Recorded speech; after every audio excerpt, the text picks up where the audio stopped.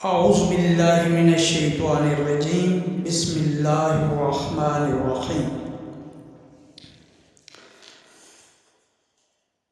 हमारे प्यारे आका हज़रत मोहम्मद सल्लल्लाहु अलैहि वसल्लम का इरशाद मुबारक है कि रमज़ानुल मुबारक का पहला अशरा रहमत, दूसरा अशरा मग़फ़िरत और तीसरा अशरा जहन्नम से नजात का है।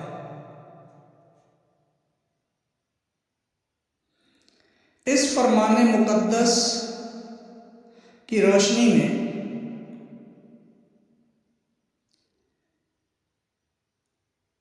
चूँकि माह मुक़द्दस रमज़ानुल मुबारक का दूसरा अशरा जारी है, पंजाब रंग नज़ारे यूट्यूब चैनल के नाज़रीन की खिदमत में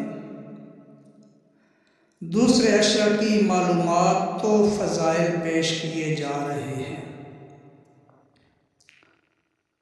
उम्मीद करता हूँ कि आप पसंद फरमाएंगे। साथ साथ रिक्वेस्ट करूँगा कि वीडियो वॉच करने के बाद लाइक करें और दोस्त अहबाब में शेयर करें ताकि ज़्यादा से ज़्यादा लोग इस चैनल से, इस मालूमाती चैनल से इस्तिफ़ादा कर सकें। तो आइए अब मालूमात की तरफ चलते हैं।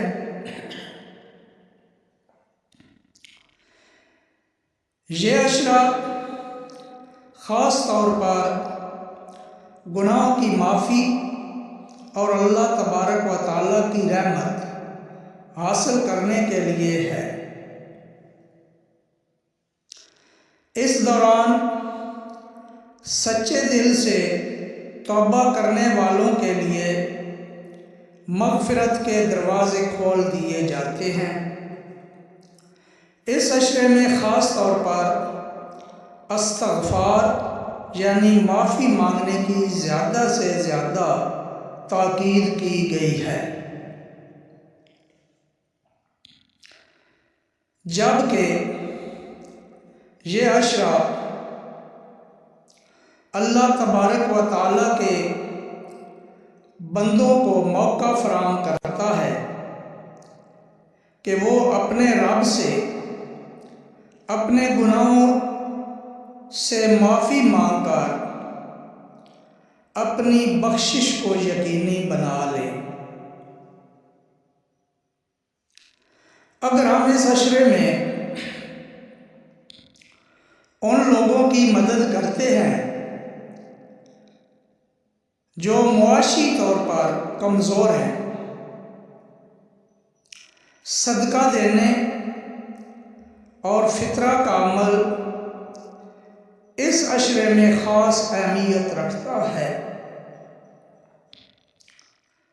रमज़ानुल मुबारक का ये अशरा हमें सिखाता है कि इंसान की ज़िंदगी में रूहानियत और इबादत का क्या मकाम होना चाहिए, और ये कि अल्लाह तबारक व तआला की मग़फ़िरत हासिल करने के लिए उसकी रज़ा की कोशिश करनी चाहिए।